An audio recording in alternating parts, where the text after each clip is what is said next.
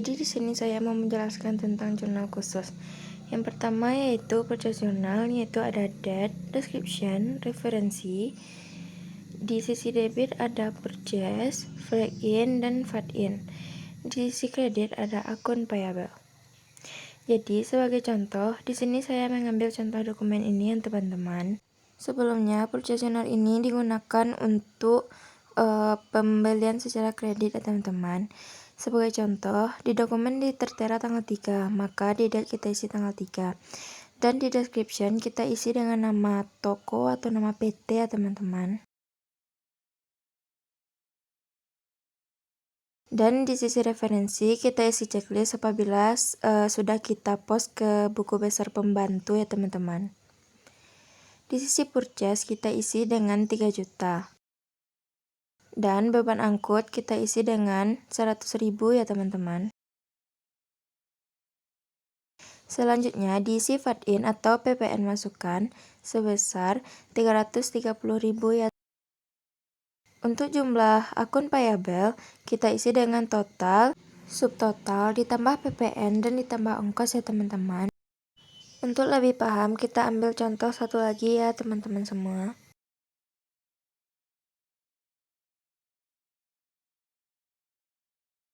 Dan jangan lupa setiap jurnal wajib dijumlahkan semuanya ya. Nah, di sini juga ada rekapitulasi ya teman-teman. Jadi rekapitulasi ini digunakan untuk mempermudah kita memposting ke buku besar. Jumlah yang di sisi debit kita pindahkan ke sisi debit di rekapitulasi ya teman-teman. Yang pertama yaitu purchase. Akun number diisi dengan nomor akun. Karena purchase di sisi debit, maka total dari purchase kita isi di sisi debit rekapitulasi ya teman-teman.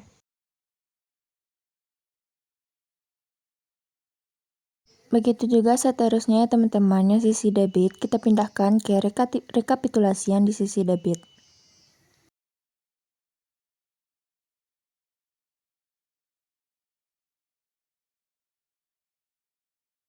Yang di kreditnya juga kita pindahkan ke rekapitulasian bagian kredit ya teman-teman. Untuk akun numbernya sama diisian di sisi debit yaitu nomor akun. Di rekapitulasi kita juga harus menjumlahkan sisi debit dan sisi kreditnya ya teman-teman. Nah, jumlah di sisi debit dan sisi kredit harus sama ya teman-teman. Selanjutnya kita masuk ke sales journal ya teman-teman. Untuk formatnya ada date, description, di sisi debit ada akun receivable, di sisi kredit ada sales dan fat out. Untuk contohnya saya mengambil dokumen yang ini ya teman-teman. Untuk date diisi tanggal 2 dan description masih sama diisi dengan nama toko atau nama PT ya teman-teman. Untuk kolom akun receivable kita isi dengan jumlah subtotal ditambah dengan PPN.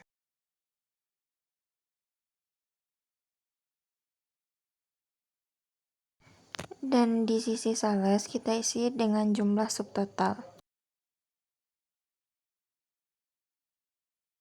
Dan di sisi fat out kita isi dengan PPN keluaran. Untuk lebih pahamnya kita ambil contoh satu lagi ya teman-teman.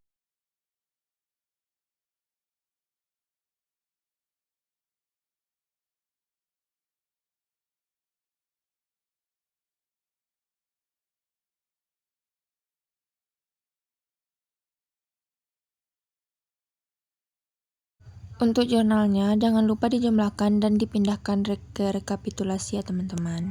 Dan jangan lupa di sisi kredit dipindahkan ke kredit dan di sisi debit dipindahkan ke debit. Selanjutnya kita masuk ke jurnal penerimaan kas atau kas resep jurnal teman-teman. Di sini kas resep jurnal menggunakan penerimaan modal, penerimaan piutang, penjualan tunai, pinjaman bank, dan pendapatan tunai. Untuk formatnya ada date, description, referensi, di sisi debit ada kas dan saldo diskon. Dan di sisi kredit ada sales, akun receivable, flag in, fat out, dan miscellaneous atau akun serba-serbi. Akun serba-serbi ini adalah digunakan untuk transaksi yang jarang terjadi. Untuk contohnya saya mengambil yang ini ya teman-teman. Piutang diisi di akun receivable. Dan diskon kita isi pada kolom sales diskon. Dan kolom kas diterima diisi pada kolom kas, yaitu piutang dikurangi dengan diskon. Untuk description-nya kita isi dengan nama toko dan nama PT ya teman-teman. Dan date-nya jangan lupa diisi dengan tanggal 3. Untuk lebih paham lagi, kita mengambil contoh satu lagi ya teman-teman.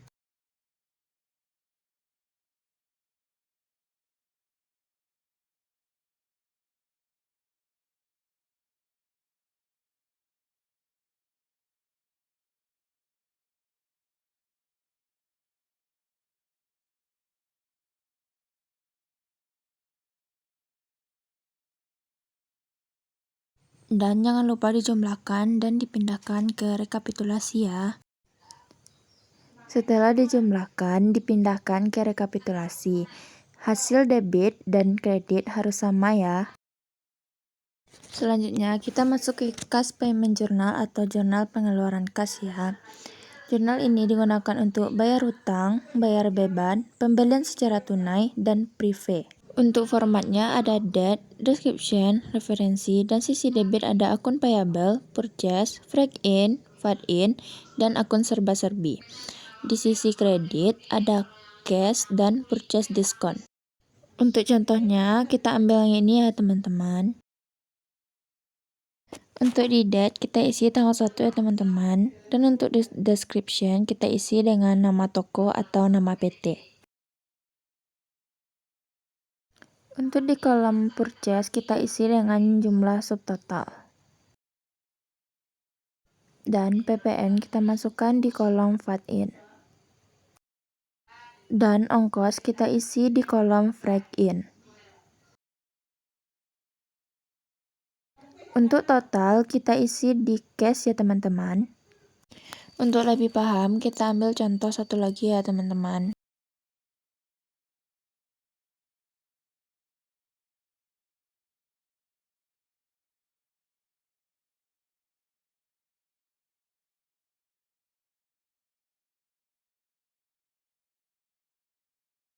Dan jangan lupa dijumlahkan dan dipindahkan ke rekapitulasi ya teman-teman. Setelah dijumlahkan, sisi debit dan kredit harus balance atau sama ya. Selanjutnya kita masuk ke jurnal umum ya. Jurnal umum ini digunakan untuk retur pembelian dan retur penjualan. Formatnya ada date, description, referensi, debit, dan kredit. Untuk contoh dokumennya kita ambil ini ya teman-teman. Yang pertama, date kita isi dengan tanggal 2. Dan description-nya di sebelah debit kita isi dengan cash karena ini adalah retur pembelian secara tunai ya teman-teman. Dan jika retur secara kredit maka cash diganti dengan akun payable. Di sisi kreditnya kita isi dengan purchase return. Dan jangan lupa buat PT atau toko. Nominal kita masukkan yang di subtotal ya. Selanjutnya di sisi kredit ada VAT in. Karena waktu kita membeli ada pajaknya. Selanjutnya itu ada retur penjualan. Kita isi dengan tanggal 5. Di sisi debitnya ada sales return. Nominal kita masukkan yang subtotal ya. Selanjutnya di sisi debit ada VAT out. Nominalnya yaitu yang PPN 11%.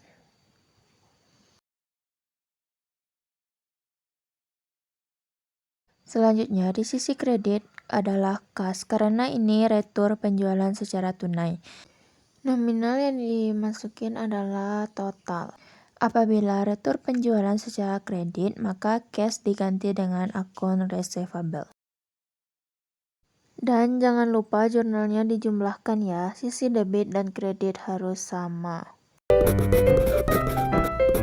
Selanjutnya kita masuk ke buku besar pembantu utang atau Account Payable Subsidiary Ledger. Buku besar pembantu utang ini digunakan untuk supaya kita mengetahui berapa jumlah utang kita kepada PT tersebut. Formatnya ada date, description, referensi, mutasi debit credit, and balance credit. Balance ini adalah di mana akun normal utang tersebut. Tanggal 1 ini menunjukkan saldo awal utang kita kepada PT tersebut. Dan di sebelah kiri atas ada creditor name, itu nama tempat kita berutang. Dan di sebelah kanannya ada kode, itu adalah kode dari perusahaan atau toko. Untuk mengisi buku besar ini kita bisa mengambilnya di purchase journal atau cash payment journal yang ada akun receivable-nya. Contohnya, pada purchase journal PT Maju, kita memiliki hutang ke PT Maju sebesar 3.430.000. Maka, diisi date kita isi dengan tanggal, deskripsi kita isi dengan posting. Karena terletak di sebelah kredit, maka nominalnya kita letakin di sebelah kredit. Dan 1 juta ditambahi dengan 3.430.000. Karena sama-sama kredit dan apabila akunnya di sebelah debit, maka 1 juta dikurangi dengan nominal yang berjumlah di sebelah debit.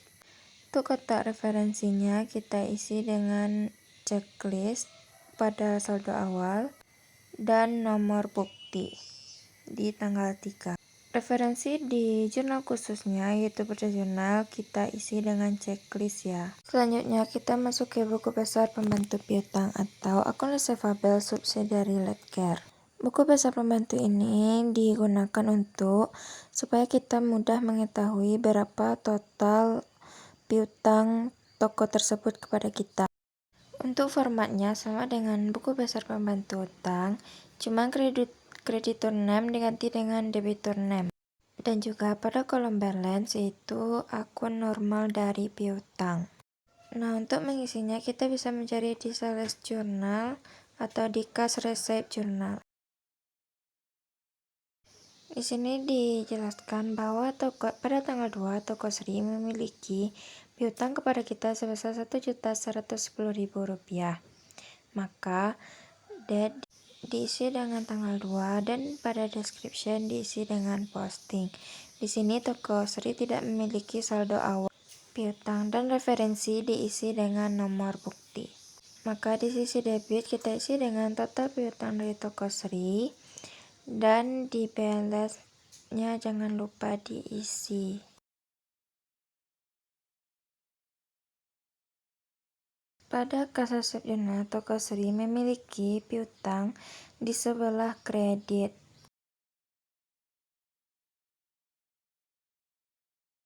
Maka di buku besar pembantu piutang kita isi di sebelah kredit ya teman-teman. Untuk terlebih dahulu jangan lupa mengisi date dan description serta referensi. Nominalnya kita catat di sebelah kredit ya, karena toko Sri memiliki piutang di sebelah kredit. Karena di sebelah kredit, maka total di balance kita kurangi dengan yang di sebelah kredit. Maka total piutang toko Sri habis ya teman-teman.